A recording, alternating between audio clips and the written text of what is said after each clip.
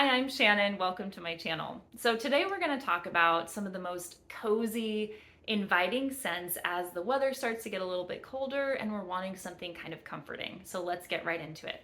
So first off, I have Jest from Andrea Maack. And this is a beautiful, sweet, boozy fragrance. And I have a lot of boozy fragrances in my collection. And this one did stand out to me. It has this lovely fruitiness in the top. It's got apple and plum, and then there is some cardamom in here, so it keeps it from being too heavy and weighed down. The cardamom really gives it some freshness, but as you go further into the perfume, there's some creaminess, and I think that's coming from the heliotrope, which kind of gives it that cozy, comforting feeling. It's absolutely beautiful. I do recommend checking it out. Next up, we have Afternoon Delight is a super delicious. Oh my goodness, this smells like someone is baking. I just walked by a bakery and someone's baking madeleines. There's vanilla. Maybe someone just made a vanilla. I don't really get coffee, but it makes me want to have that pastry and like dip it in my coffee. Can you tell? I'm obsessed with coffee.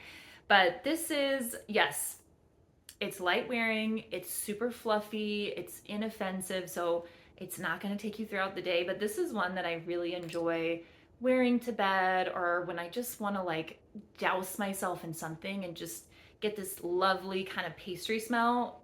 It's so good. Moving on, we have a little bit of an older one here. This is Estee Lauder Infinite Sky. So Infinite Sky is one that I will admit has been a little bit neglected in my collection, but dang, is it good. So this is a citrus vanilla, and again, it has, because of that citrus, it manages to stay kind of uplifting. So my deep, dark winter scents, don't worry, those are coming. But for now, like this one, Infinite Sky, is very smooth. It's a smooth vanilla. I swear it smells like there's amber in here. There's not, but it's just a beautiful vanilla that still manages to smell expensive and complex, but still super cozy. So highly recommend checking it out if you haven't. All right, so up next we have, this is Comete Paradis, and this is by Parle de Parfum.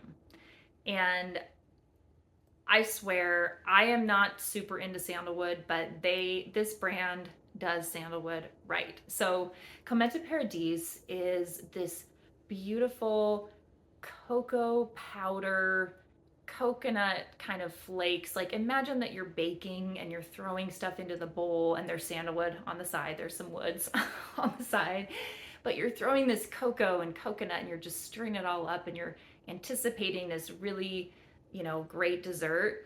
It's kind of that smell where you're not into that gooey, heavy territory, but it stays really fluffy and just enveloping, and the longevity on that one is really great. I find it to last a very long time, so highly recommend checking that out. Up next we have a nice Middle Eastern option. So this is Khamrah Qahwa, and I have fallen in love with this version. So we all know that there's the original, and this is the version that they have some coffee, and now this one is thick.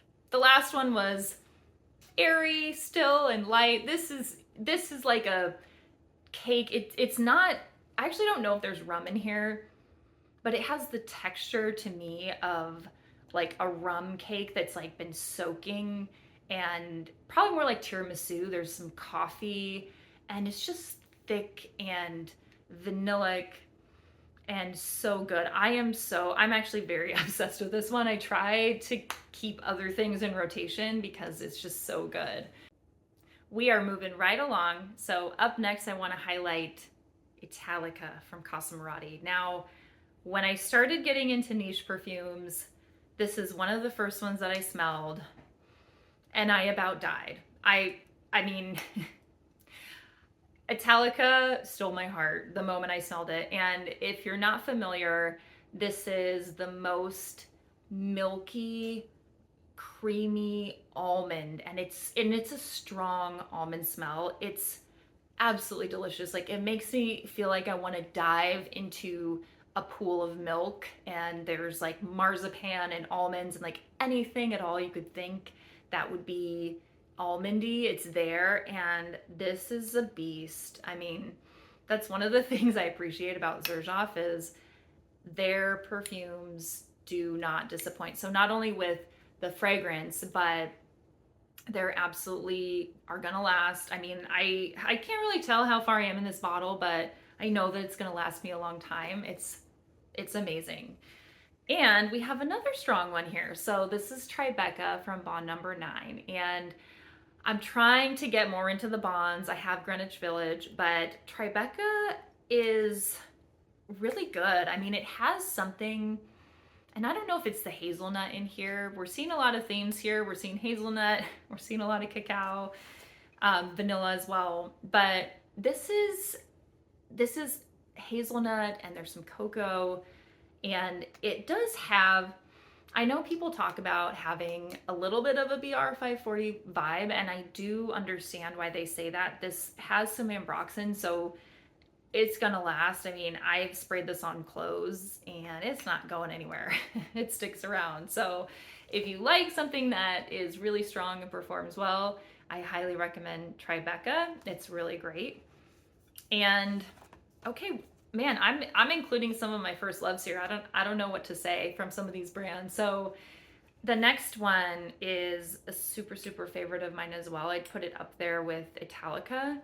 This was my first Parfums de Marley that I smelled that I just went, wow. It, strangely enough, it took me a while to warm up to the Delinas, and I wasn't sure about rose and all these other things, but Althair from Parfums de Marley is such a balanced fragrance. It's definitely a vanilla, and I know that this is a unisex fragrance, so men can wear it. I know some women find it more masculine, but it's essentially vanilla. There's some orange blossom. There is some cinnamon, but there's also, I had to check, yes, there's also cardamom in here. So I think you'll see that throughout some of the perfumes I mentioned today, is that they've got the gourmand sort of like vanilla, hazelnut. They've got that element, but when you have some cardamom in the mix, it keeps it from being too heavy, like I said, the deep dark winter scents that are like, oh my god, this is like you're spooning out ganache or something. This is just signature scent worthy. It's absolutely beautiful. I have fallen in love with it, and again, this is one that I have to kind of go, okay, give the other ones a turn. You know, don't don't play favorites. It's so hard. And there you have it. There's my favorite cozy, warm scents for fall, moving into that colder weather. Thanks so much for hanging out, and I hope to see you next time. Bye.